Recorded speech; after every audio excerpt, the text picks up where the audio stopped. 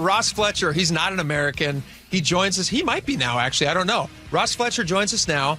This guy is steeped in soccer. He's a former Sounders play-by-play announcer. He reported from the 2018 FIFA World Cup in Russia. He has 16 years of broadcast under his belt with the BBC covering Premier League, Championship soccer. And he's in studio and he joins us now. Ross, welcome to the show. Gents, great to see you. And yes, US citizen as well, even if the accent doesn't necessarily give that part away. That's fantastic. Can I ask who you're... Okay, let's start right off because you're an American citizen now. Yeah. And you're raising children here who are American and also probably dual citizenship, I'm imagining. True. Who do you root for in England? the World Cup? Okay, get out of here. Thank you. Who do your kids? Quickest segment ever. Thanks, Ross, for coming by. Who do your kids root for?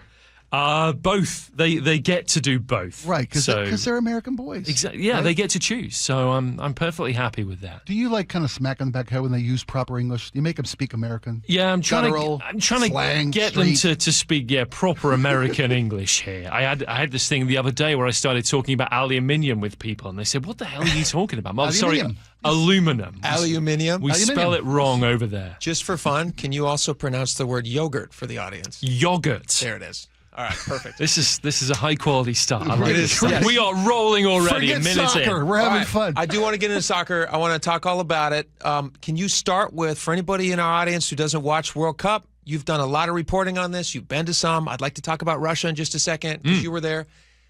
How does this group stage work with the World Cup? Yeah. It's different than your average tournament. Like, how does this set up? It's all new for this World Cup. They've supersized it. It's kind of very American in that sense. It used to be a 32-team tournament, always every 4 years, and then Gianni Infantino, the FIFA president, the overlord, has decided that, hey, we can monetize this World Cup. It's America. There are deep pockets here. Let's make it 48 teams. Bring the best in the world from Uzbekistan to Curacao. And Anyone with a team. they can get hammered by Argentina 12-0. So it's a 48-team tournament.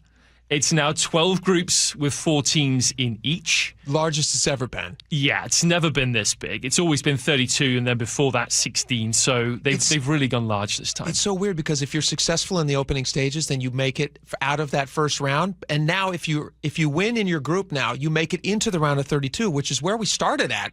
In the old days. But explain to the audience, like, how does the different group stages work? So you've got 3 games in your group because there's 4 teams.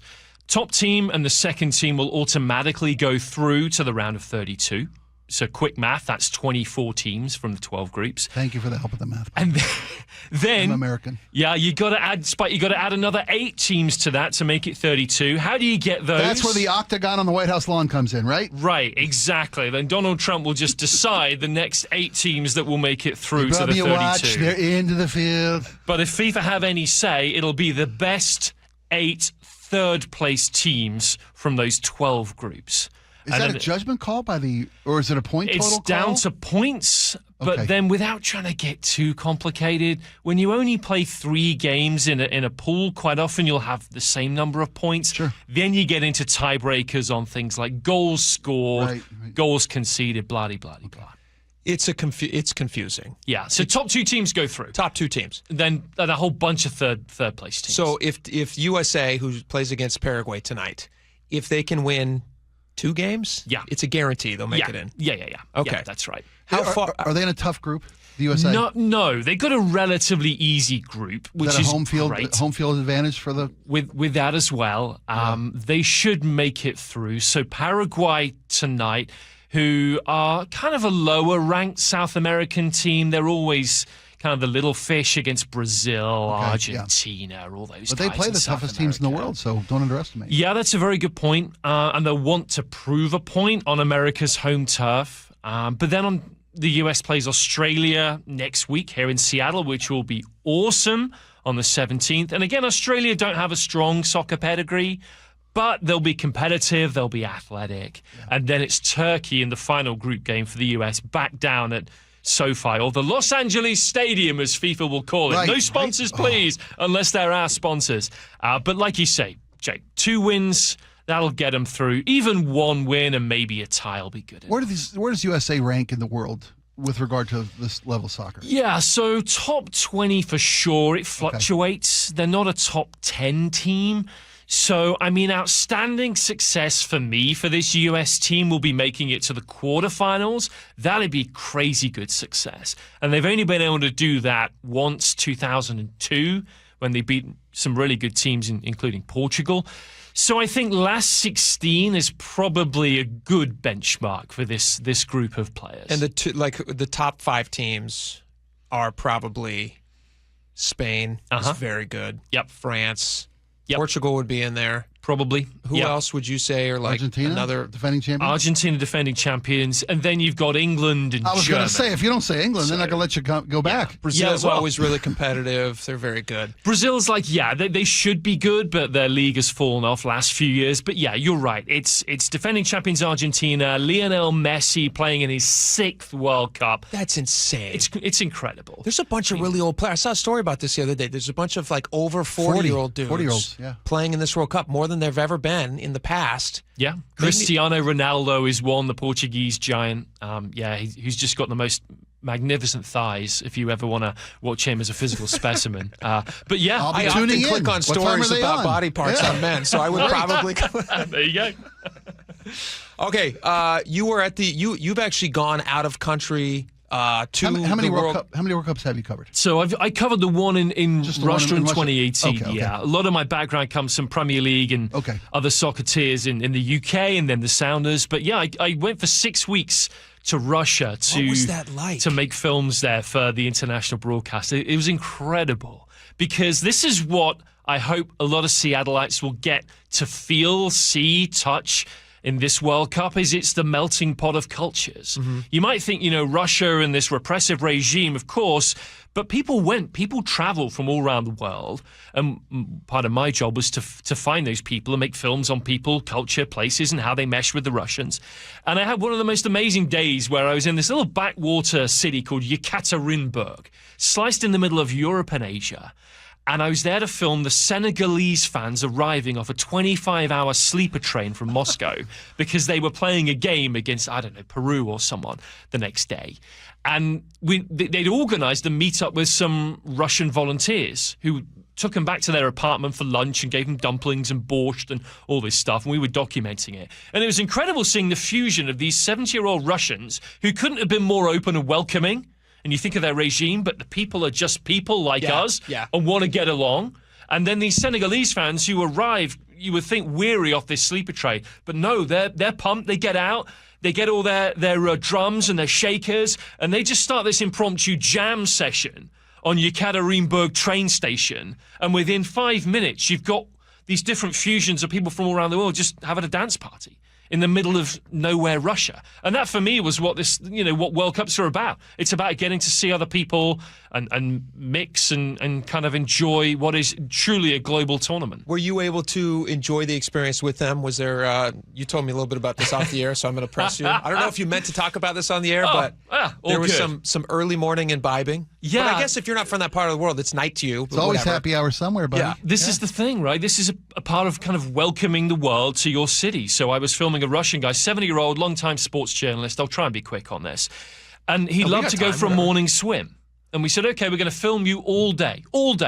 First thing we're going to do is dunk you in the Black Sea at 7 a.m. because the sea is right next to the fish stadium where a lot of games are being played. Great visuals. My camera guy's bobbing up and down under the water, trying to get the shot of this Russian guy. He gets out. We've pushed him a little bit too hard maybe on the swimming. We thought, is he really annoyed with us? But then we go off and film him in his office and shows us all his soccer memorabilia. And then it's like 10:30, 10:45. He says, now you must come to my apartment. We're like, oh, we haven't got this in the day's schedule, but okay, hospitality. And we all go to this tiny apartment where his wife is there, his daughter, his granddaughter, 3 friends, and then all of us. And his wife had got out the most magnificent spread of every food and delicacy they could afford to welcome us. And at 10:30 in the morning, that also meant you had to drink. Sure. And so they get out the vodka. So 10:30 in the morning, shot there. My interpreter say, you better drink this stuff because this is hospitality. Sure. Yeah, you got to do it. Yeah. So I'm like, okay, big long toast. Nostrovia, down you go, down the vodka. Oh, and then, of course, another one comes out because They're serious about vodka. Vodka's like water. Yeah. So then I'm doing another one. I'm trying to sip it this time. But as I'm sipping my second vodka at 10:45, out comes red wine. because they want to show you what they have. And then it's like, this is the greatest red wine that's locally made. You must drink that. So I'm double fisting there. And then I'm halfway through my red wine, finish my vodka when the white wine comes out. Oh, so 11 a.m., I've got 3 glasses now of alcohol. Try to finish the red wine, down that, got the white wine, finish the vodka. And then if you really want to show hospitality in Russia, I realized they bring out whiskey. Really? And I'm not a whiskey drinker. Oh, no. If you And this is 11 a.m. This is like now 11:15. You're like 5 drinks in. And I am swaying. And we've got another 6 hours of filming with this guy who is literally downing all the drinks that I am sipping, and nothing is touching the sides. It's just like straight down. They built up a resistance to this It's stuff. incredible. Yeah, tolerance. Yeah. So I go blind drunk 1 p.m. to go and try and film him playing 6-a-side soccer as part of the next segment. And he's just like running around, this 70-year-old geezer. And I'm like, how can you do it? But it was just a fantastic snapshot for me of being welcomed by another culture. So I would ask everybody out there today, if you see a foreign person down at the piers or looking lost in the city or whatever, take them in. Help them out. It'll be a great conversation. You'll learn something. Don't get them drunk. Have you guys? Well, no, that might be fun. Taking the It's a Friday, Buffalo whatever. Wild Wings, show them a good American time. Here's a White Claw. Where we all go and Welcome. spend all of our time. How does that sound? Here's a question for you. Legit question. We were talking about this before you got on. Your accent sounds delightful to us. Thank you. When you and I met recently at a friend's birthday party, and I immediately liked you as a person. I was like, this guy's really nice. What do I like about this guy? And I realized later as I was analyzing it, it's because your accent. You're actually a nice guy, so I'm glad that worked out I was going to say, dumb guy just sounds okay. Yes. Do Americans, the American accent, I imagine it has the exact same effect on you. Absolutely, yeah. That's why I'm 14 years into a 3-year stay in Seattle. It's just the accent. But what does it sound like to you? Because the English accent, we always go, this sounds nice. But if we go over to England, is Spike going to walk around? People are going to go, that's a nice sounding guy. They'll hear you, that's for sure. The one thing that the Brits say is, why are Americans so loud? What do you mean? Thank you. Yes. But other than we that, had a bigger country to yell across. We had to get our voice to Kansas. That's true. You Our know, distance, it's more space. we're speaking more in more space. To the neighbors. How you doing? That's a good point. In That's a Britain, good point. you can whisper, hello, how are you? Because your neighbor is literally sharing a wall. All awfully polite. Yes, let's not annoy anybody. Before we get into where people should be taking tourists who are coming into town, like what are the hot spots that they should actually be seeing if they come in to catch a game? Let's talk about that for a second. The difference between basically everywhere else in the world, their sensibilities and their love of soccer versus America. Will it pan out to actually make money? Is that even the point? If you look, actually, does it make money anywhere? The truth is no. I actually did a deep dive on this. You spend an incredible amount of money to put on the World Cup. If you go back to most World Cups, rarely do they actually benefit the local community in any super meaningful way. Financially, they're very profitable for FIFA. Sure. Doesn't make a lot for the countries that host. It's estimated FIFA will generate $11 billion in revenue from World Cup 2026. Yeah, but how much of that They say $2.7 billion is the cost of the event, and they expect to generate over $8 billion in profit for FIFA, which they claim they put right back into the game. Okay, so explain to the American audience, like, what's the difference between our feelings about soccer versus your feeling about soccer? I mean, obviously, you guys grow up with it in a different way. We probably feel about football as passionately as you do about football. Yeah. But explain that to the audience. Yeah, so I'll talk from a European sense that for the next 4 or 5 weeks, no one's doing any work. Everyone's just at home watching as many games of the World Cup as they can. If you're British, you're German, you're Spanish, you're Italian, it's your everything. It's your summer. It's what you're planning your summer around. And you've been looking forward to this for 4 years. Yeah, exactly. And that's and the cuts still run deep from whatever happened to your team 4 years ago, unless you won it like Argentina. And against South America, it's just everything. It takes over countries. I'll give you an example. The UK is 60 million population. If there's an England game on and it's around a 16 quarterfinal, you'll get 22, 23 million people watching that. Jeez. Up to a third of the population is watching. There's power surges at halftime where the power goes out because everyone's gone literally to make a cup of tea at the same time. We had that problem with bathrooms at halftime at the Super Bowl in America. Right, very, Spike. very similar problem. Yeah, so that's what it means there. And I can give you that comparison, having moved here for that Sounders role back in 2012, where, 45,000 people going to a game. That's incredible. For the rest of America, Seattle set the benchmark, but it's still a relative minority sport because of football, basketball, We have a baseball. plethora of choices in America, and most of the world, soccer, football is the choice. It's the only choice in a lot of places. Right? Yeah, absolutely. It's the everything. And so I'm a little bit ticked off with FIFA. Back to your guys' point that they've really monetized this event where it could have unlocked so much more in terms of growing passionate soccer fans and growing a stronger base for soccer in the US. But you just mean in like ticket pricing? The ticket pricing. Not necessarily the accessibility, but more the idea that FIFA have gone to gouge. That you can't get a ticket for under $200-300. I looked 6-7 months ago. I was one of those people that got lucky and was in the very first round of the FIFA pre-sale draw. And it said, okay, we don't know which teams are playing yet, but you could buy tickets. And in the 300 level of Lumen Field, the Seattle Stadium for World Cup matters. Yeah. Back to that clean stadium thing. 4 tickets was going to cost me about $1,700. Oh. And I thought, hang on, who is affording that? And then B, who is affording that and wants to gamble that you might end up watching the Ivory Coast against Uzbekistan?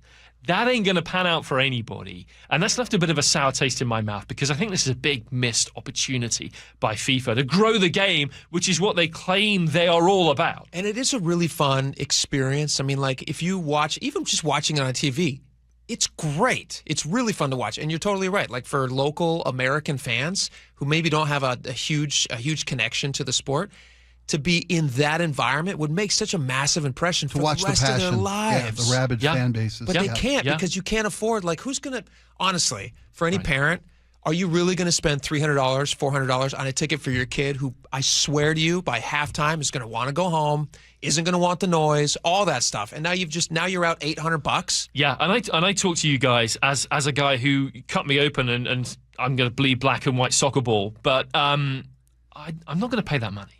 And it's a World Cup in, my hometown. Yeah. And I'm not moved to do it. So if one of the biggest soccer aficionados in the city is saying I'm not going to go, then, I mean, obviously other people will go, but I'm trying to say that's not sitting well too with much. me.